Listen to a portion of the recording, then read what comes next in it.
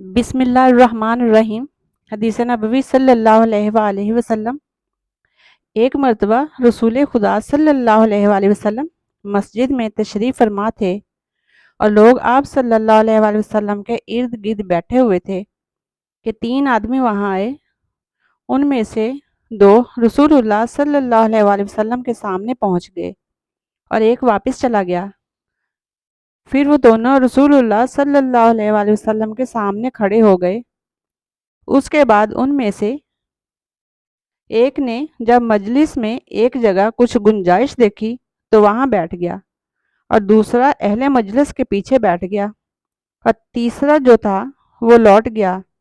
تو جب رسول اللہ صلی اللہ علیہ وآلہ وسلم اپنی گفتگو سے فارغ ہوئے تو صحابہ رضی اللہ عنہ سے فرمایا کہ کیا میں تمہیں تین آدمیوں کے بارے میں نہ بتاؤں؟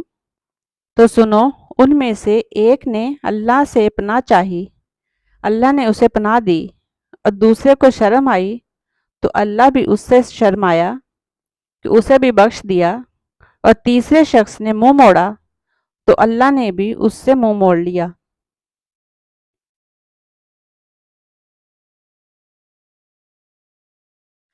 حضرت صلی اللہ علیہ وآلہ وسلم نے فرمایا، درختوں میں سے ایک درخت ایسا ہے کہ اس کے پتے نہیں جھڑتے، اور مسلمان کی مثال اسی درخت کی سی ہے، بتاؤ وہ کون سا درخت ہے؟ یہ سن کر لوگوں کا خیال جنگل کے درخت کی طرف دوڑا۔ عبداللہ رضی اللہ تعالیٰ عنہ نے کہا، میرے دل میں آیا کہ کھجور کا درخت ہے، مگر میں اپنی شرم سے نہ بولا۔ آخر صحابہ نے حضرت صلی اللہ علیہ وآلہ وسلم ہی سے پوچھا کہ وہ کون سا درخت ہے؟ آپ صلی اللہ علیہ وآلہ وسلم نے فرمایا، وہ کھجور کا درخت ہے۔